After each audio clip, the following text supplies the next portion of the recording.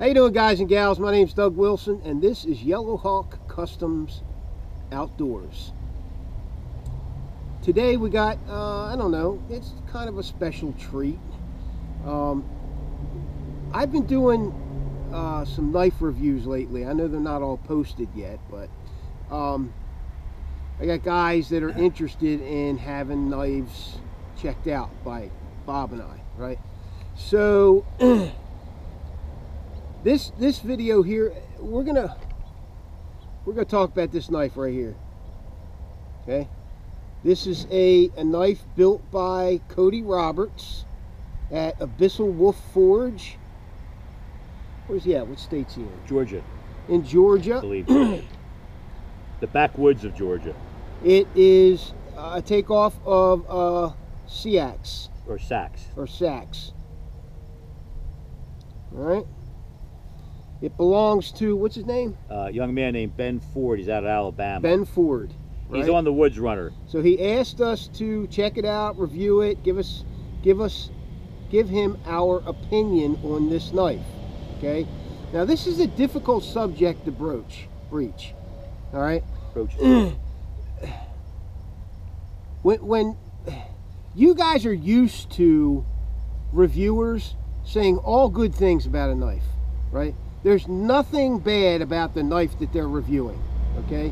And the reason for that is because generally reviewers are very tight-lipped about giving negative reviews, right? Or anything that even sounds like it could be negative, okay? Assumed. Right. So perception. It's very difficult to get the true review, right? Well, that's a catch-22.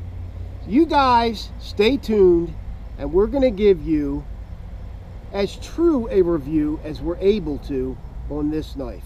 Without being biased. Right. Okay? So you guys stay tuned. We'll be right back.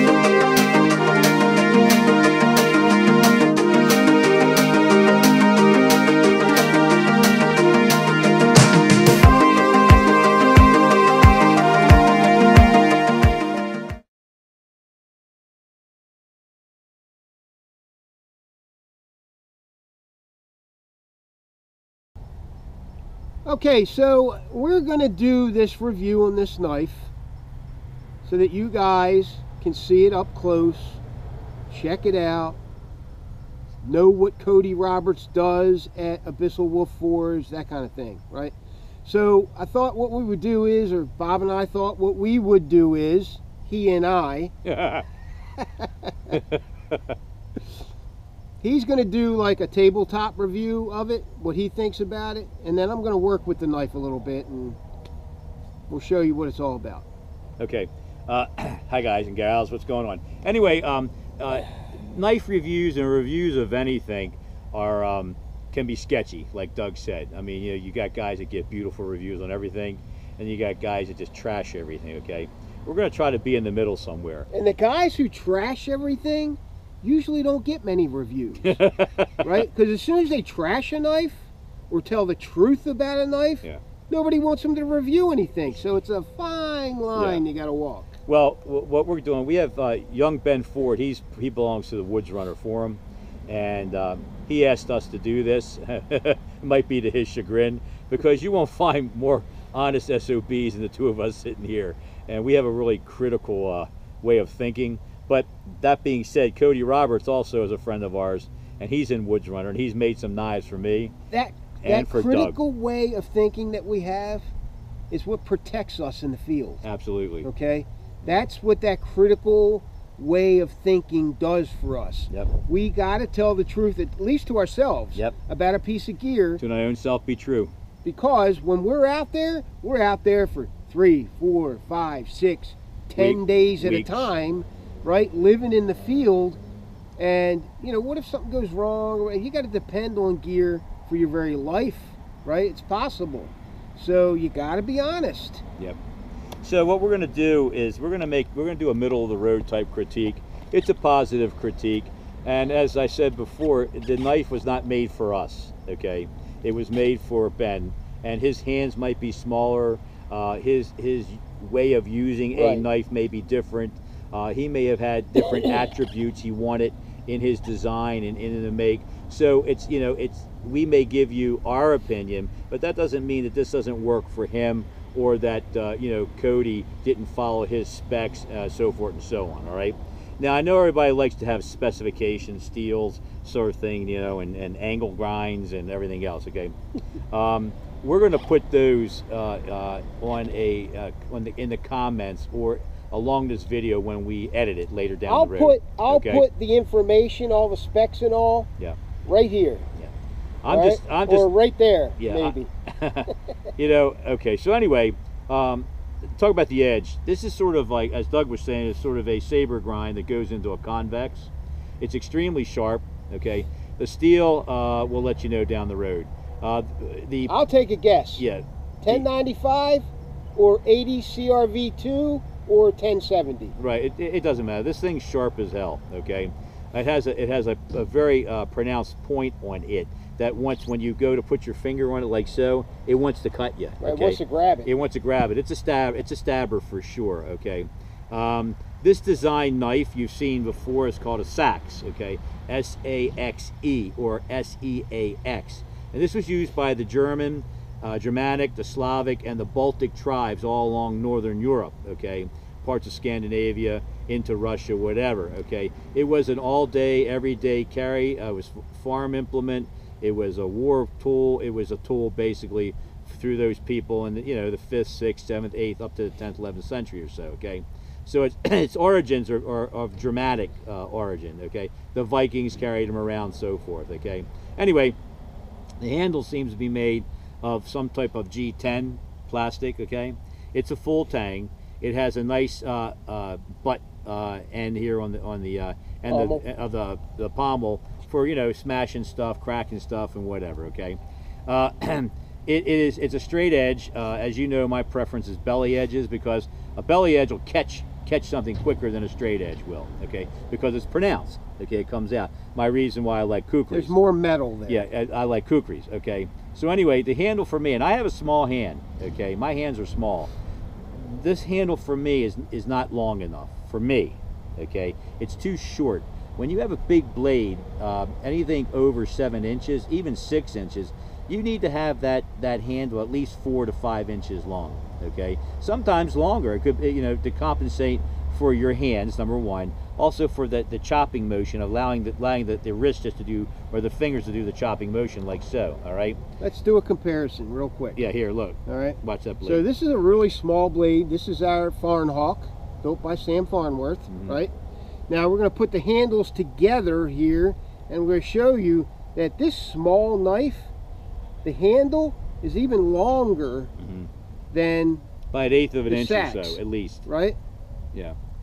Okay, and this is almost a 4-inch handle, a full 4 inches for that small blade. Yeah. That's what I prefer, right? It gives you sure purchase on a knife.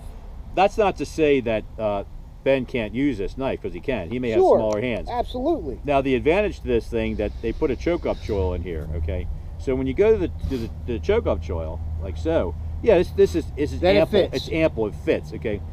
The problem is that he's going to always have to go to the choke-up choil to have it feel comfortable in his hand.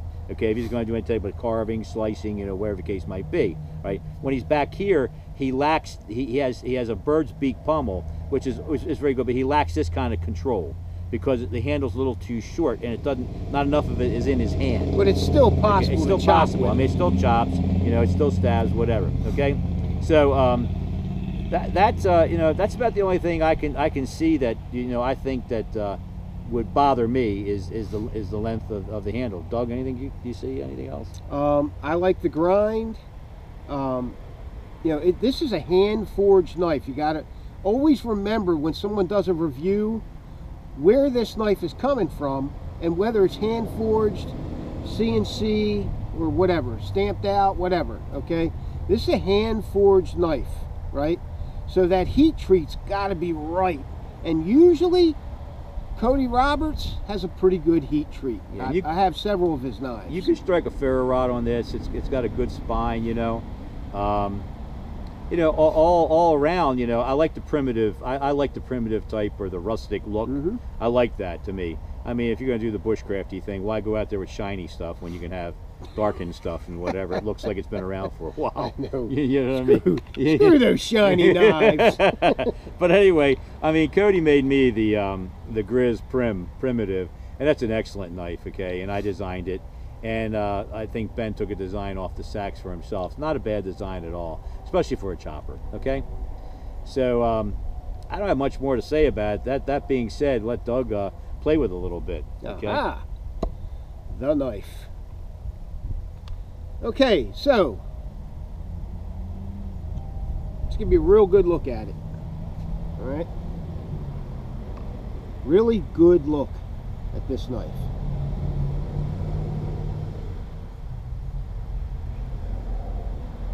Looks like 3/16 inch thick, G10 scales, stainless pins.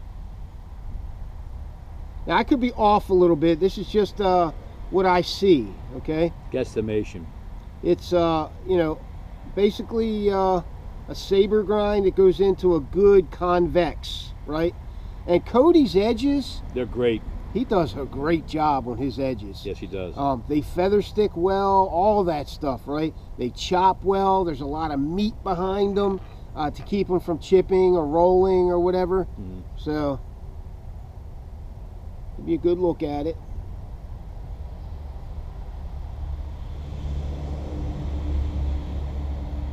Hand forged. That's what all these dimples are. They're hammer marks from where he's got this thing on the anvil and he's banging it out. They're hammer marks. Okay, 90-degree spine, feels pretty sharp. So let's do some work with it. Now the SEAX, is that what it, yeah, SEAX? SEAX. Okay, is not my type of blade. Okay, I'm afraid of this right here. I'm afraid of that tip. Okay. And SEAXs usually go into a tip like this, and I'd be afraid of snapping the tip off. Sometimes right? less than an obtuse angle that we have here. Sometimes the angle comes out more like that. Right. Okay. Right. Rather than sharp a drop like Right. this. Okay. If the angle came down a little bit more, you'd have more more meat behind more it. meat behind that tip, right? But this is. You gotta always remember with reviews, this was made for someone. This is a custom knife. So whatever that guy wanted is what the maker does, right? He gives recommendations, the maker, but the guy wants what he wants, the maker builds it. Just like when I build my sheaths, the guy wants what he wants, that's what I build, right? Okay, so. You always got to get a plug in. Always got to get a plug in there. You always got to see a sheath or two, right? All right, so let's do some work with this puppy.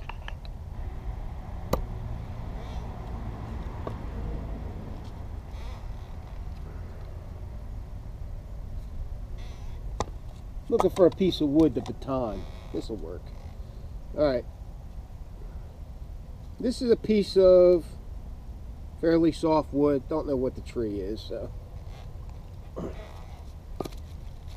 Do a little bit of batoning first, right? Everybody likes to see batoning. Yeah. Get my baton.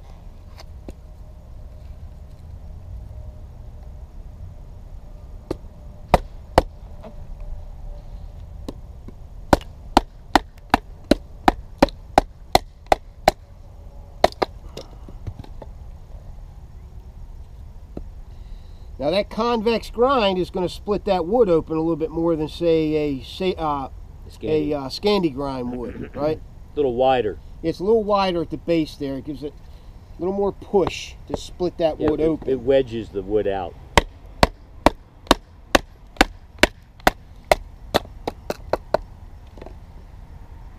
This wood batons fairly hard. It's pretty solid stuff.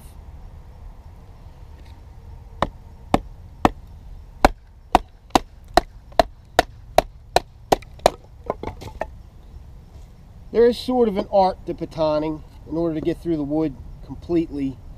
What I do is I give it one good hard strike first to get it seated, and then it really doesn't matter what you do after that. It's going to split according to the grain anyway. Right. And if it's a wavy grain, you're going to get chips like this. You know, chips of it.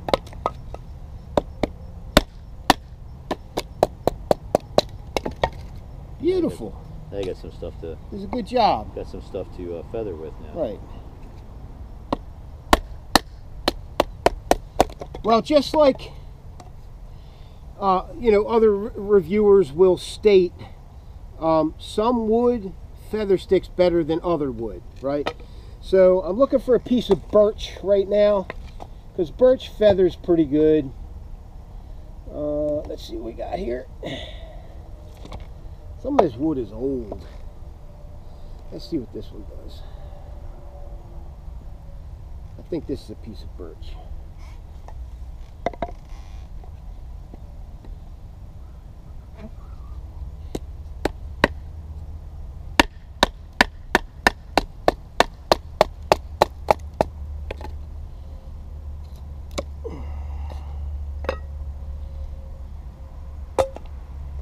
If you really want to baton well, I think that the downward sweep here doesn't allow enough steel for the baton to hit on the opposite side. Yeah, it slips off too easy of the log. Just an observation. Yeah, I'm not using this part here. In order for me to use that, well, it really doesn't matter. Okay, I don't usually use the tip of the knife anyway, because I'm afraid of breaking the point on any knife, just about any knife. So I go for the spine, yeah. You know, if you have a spear point, you know, or a drop point type knife, you have enough metal there distally to be able to get the batoning done with it, just on the other side of the piece of wood.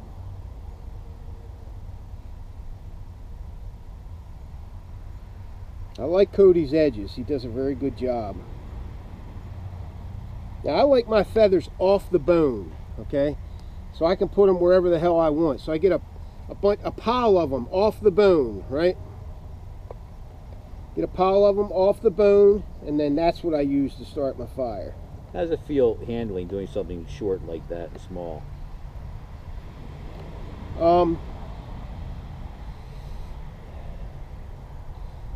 This part of the handle right here, when you choke up and you're feathering, okay? Now these are easy fixes, okay? But like I said, I'm going to give you the truth about this knife that other reviewers may not, because they're beholden to a company or whatever, okay? I'm not beholden to anybody. Matter of fact, Ben Ford didn't ask me to do anything. Bob did. So, while I'm choking... Yeah, it's my fault. while I'm choking up, okay, this edge right here catches my finger, and how can I put it? It hurts. You can take a Dremel and round that off. Okay, yeah, you can take a Dremel tool with a sanding drum, right, and just cut that edge off. Just sand it off a few times and round it, okay? As a matter of fact, when I do sheath systems for people and the knife is this way, I will generally take that edge off for them so that it is more comfortable, okay?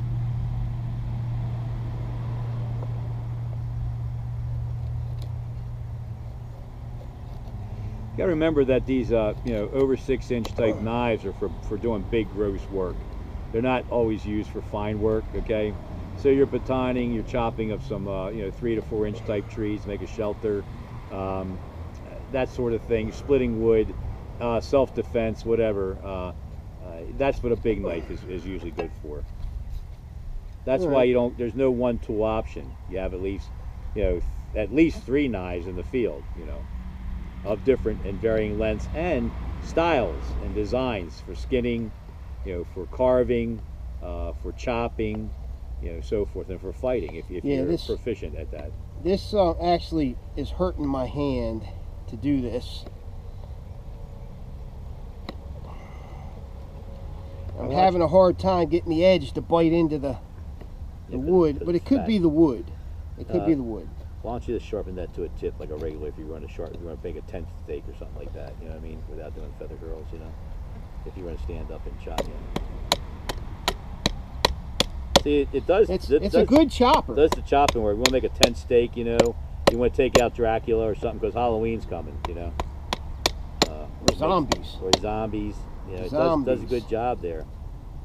How about a notch making or something like that? Yep, I'm going to put some notches in it. It cuts well.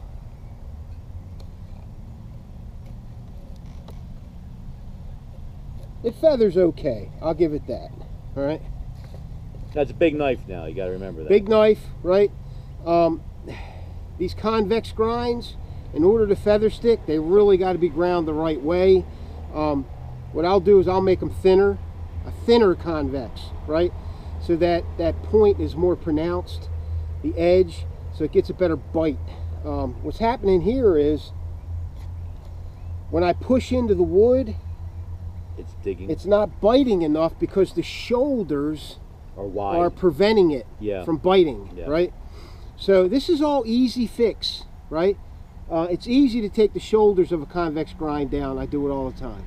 Matter of fact, when I get a knife that has a convex, it's usually like this, and I take it down a little bit to give it more biting power, right? Use less of an angle, right, on your stone. But does it work well?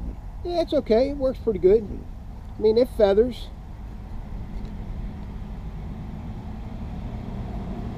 It cuts feathers, right? Any Just knife, gotta push a little harder. Any knife will do a job up to a point, right? That from the custom all the way down to the simple, fin wolf or something like that. And some knives are better than others. Yeah, sure they are.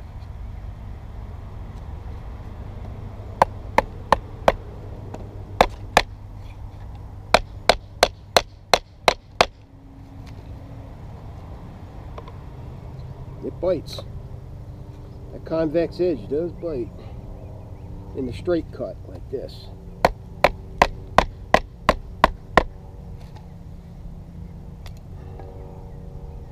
Pop that right out of there. Hey. It's a good chopper, right? It's a wood hog. That's what I call a good wood hog. A good chopper is a good wood hog.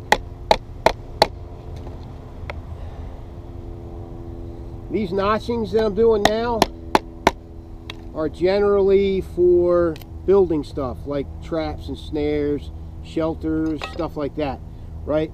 Where you take one piece of wood and you make another notch just like this, and it fits right in there, right?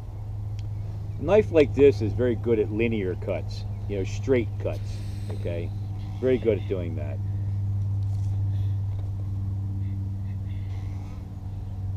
Figure 7. Let's do a figure 7.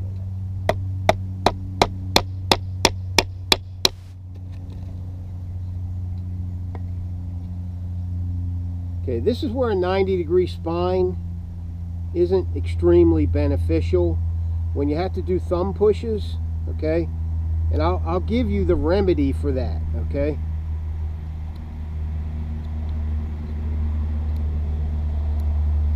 Okay?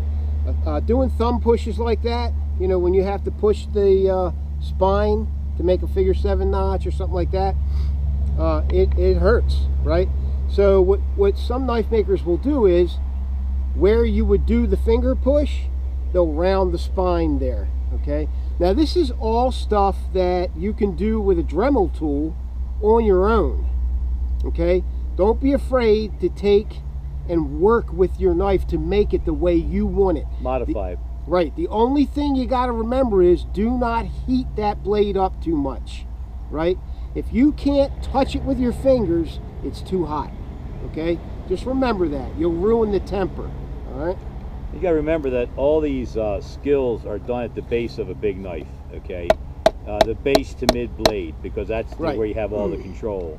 Anything distal for that, you have to choke up on the knife, put a piece of leather over the top of the spine, and cover part of the blade so you don't cut yourself.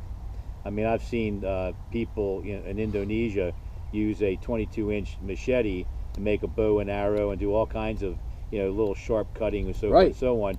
They choke up way far on the blade, and they use a piece of leather or a rag, good at it.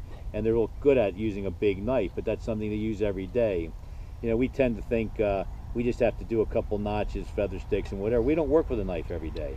It's not part of our living. But I'm saying, making clothes, skinning, deboning, crafting, building a house, a hut, a thatch, or whatever. We're not constantly working it, and their hands become very strong and calloused too. Okay, working with that hand tools or whatever, especially in life. See how the tip just wants to stick into that stump, man? Yeah, it really wants to grab. I wouldn't want to be on the receiving end of that being stuck in my belly. No, not for self-defense. this would do some damage, man. Yeah. So as you can see, this knife pretty much performs it chops everything. well. Yeah, I mean it wants to eat wood. It does almost everything that you can do with a small knife. It's just some of the things are a little inconvenient, or they hurt a little bit. It's a bigger knife. It's a bigger knife. If you had a smaller knife, something with a 4.5-inch blade or whatever, these wield better for smaller tasks. Yeah, your when you have a leverage is big better knife, too. right? It's a little harder to do small tasks, but they can do them if the geometry of the knife is right, right? The other problem I'm having here is, and there's a remedy for this too, okay? When I put my finger in the finger choil, okay, and the primary finger guard here goes between these two fingers, right? And then you got that edge right there. Okay, I've already cut myself twice there, right? And I tell you, if I'm cutting myself, you're going to cut yourself too. So, what you do is you take that Dremel tool, and I do this all the time for people, okay? You round that off a little bit, just a little bit. Make a modification that makes this knife safer to use that choke-up choil, and I guarantee you won't have a problem after that, all right?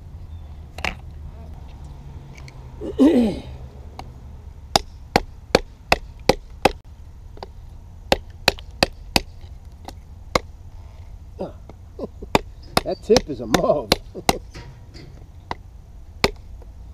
Okay, so remember I was saying about feather sticking? Some wood feather sticks better than other wood. All right, that other stuff was pretty hard wood, apparently. Because this stuff here actually feathers fairly well, because it's a softer wood.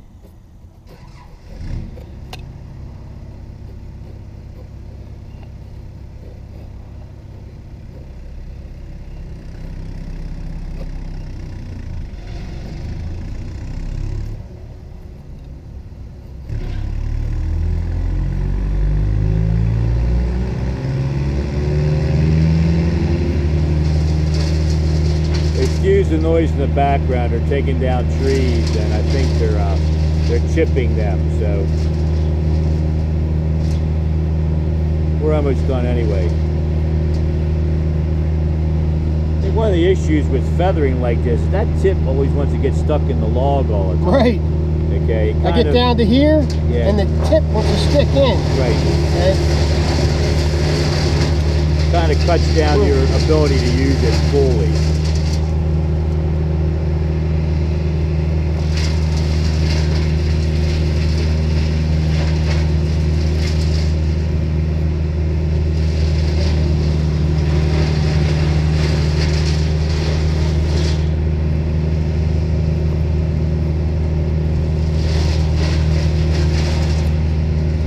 Alright, pretty good stuff.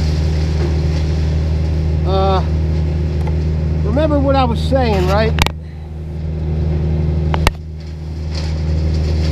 About this edge right here. You can see like 3 cuts. Okay?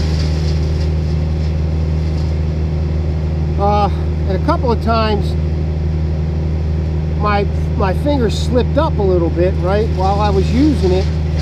And like I said, that's an easy fix. Just take a Dremel tool with a sanding drum or a grinding wheel or whatever, right, and round that off, hit it with some sandpaper, make it nice and smooth, and you're good to go. Okay, I do it all the time to make knives safer for clients. Okay, overall impressions. Yeah, let me give you overall impressions. Okay, this is not my style of knife. Okay, this is nothing that I would have made personally. Okay, it chops well, feather sticks pretty good, it notches really well. I tell you, it's a real wood hog with this grind. Every edge is different. Okay, if this was a Scandi grind, those feather sticks would have been long and wispy, you know. It did it again. I'm telling you, this is dangerous, man. You got to fix that right there. Okay, it's all about geometry, right? The geometry of the knife should be a safe geometry, and this is all easy fixes. Okay, but is it a tough knife? Absolutely. Is the where's that strop that was sitting there? That's right there. That's it. That's it.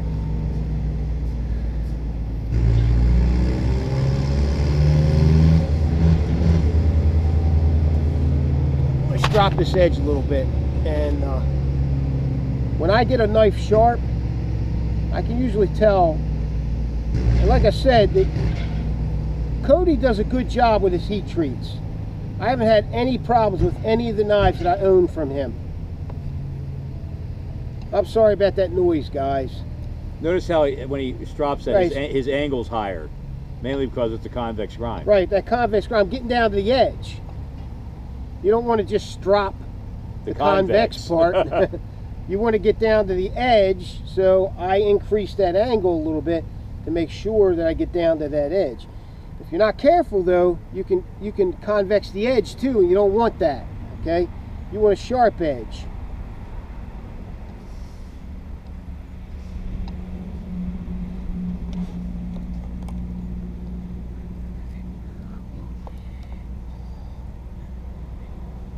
It's shaving hair. Yeah, and that's what you do out in the woods. You shave hair. You shave hair all the time. All the time. Mm-hmm. That's really important, shaving hair. Not! You do realize why people do that, though, right? Yeah, I do.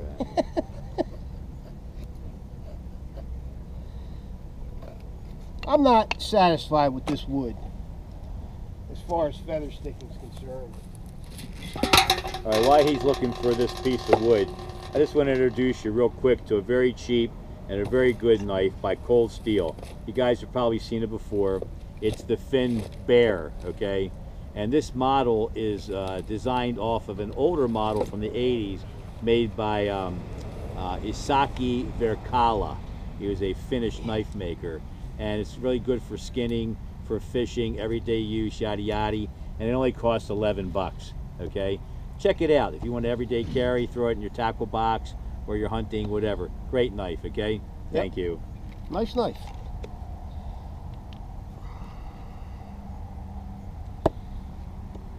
This is a piece of birch.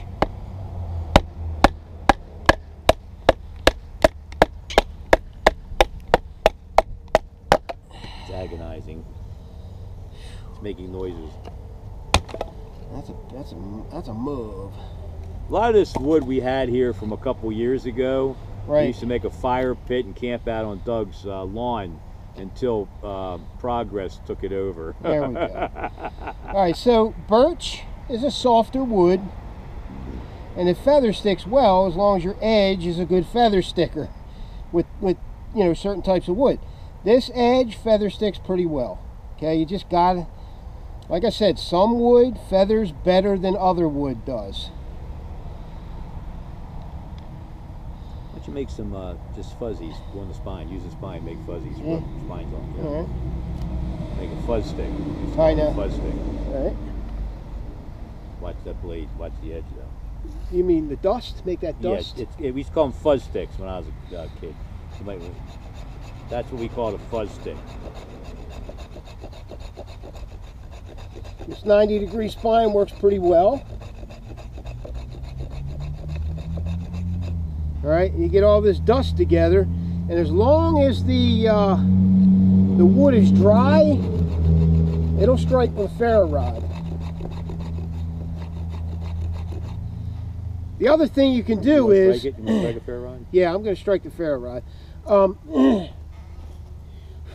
The other thing you can do when you're striking a ferro rod with the 90-degree spine, okay, it will dull the edge of that 90-degree spine. Okay? It does. It does, absolutely.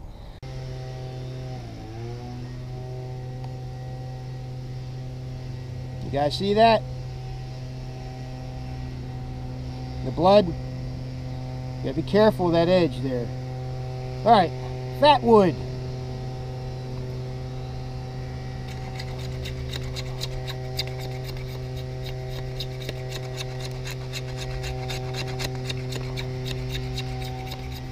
This is called Maya dust. Yeah, the Mayans used to make it. Right, Mayan dust. You know, the Incas, the Mayans. The Iron Incas. Yeah, the Central Americans, they did it, that's why.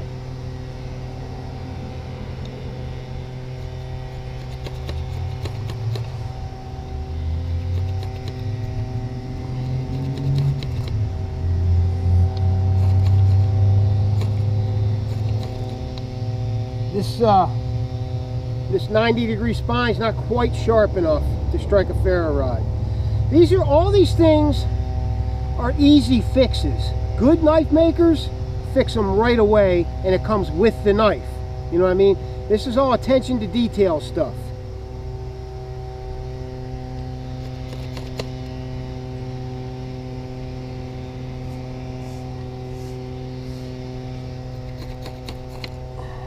Plus, the design of the blade is not allowing it to be utilized ergonomically. Okay, now the tip, this part is very sharp. Okay, watch out, watch out. Okay, but I don't recommend you grabbing the blade like this. Okay, so let me wrap this up a little bit as far as I'm concerned, and then Bob and I will do our wrap up together. Together again. Okay, anyway. I have a knife in my hands, watch out. Okay, we were asked to review this knife, right? And we did so. But one thing you got to remember is when you ask a knife maker to build a knife for you, okay, you have to be willing to deal with the limitations of that knife in whatever genre it's being used in. In this case, bushcraft, woods lore, camping, whatever, okay? This, for me, this is not a camping knife. It's not a bushcraft knife. Can it be used for that stuff? Yes, and we just did it, right? Some things it's good at, some things it's not so good at, but does it do it all? Yeah, it does it all. With a few modifications, you can make this blade more woods worthy, and those modifications are strewn throughout this video, right? You just saw them. This would be the first one that I would change, okay? This one here, right? Because, like I said, I round this thing for guys all the time, because when I sheathe the knife, when I put KYDEX on it, I inspect the knife first for safety issues, okay? And that's a huge one right there. A lot of knife makers do this, okay? Even popular knife makers do it. Just because they're popular knives does not mean they're always the safest knives to use, okay? And when I say safe, I mean comfortable, okay? I've never been much for being safety-minded, right? I mean, I jumped out of airplanes for so many years. He's right? saying he was a wild man. I was a wild man, right. I took a lot of chances in my youth, right? I got hurt a lot, got busted up, you know, that kind of thing. But you need a safe knife out there. And I like to work with new knife makers, right? If you're a new knife maker and you want an honest review to one of your knives, I suggest you do one of my designs, because if I'm going to review it, it should be something I designed so that it's workable for me in the field across, you know, a whole variety of tasks, right? I can't very well take your design, right, and like it, because this design doesn't work for me, right?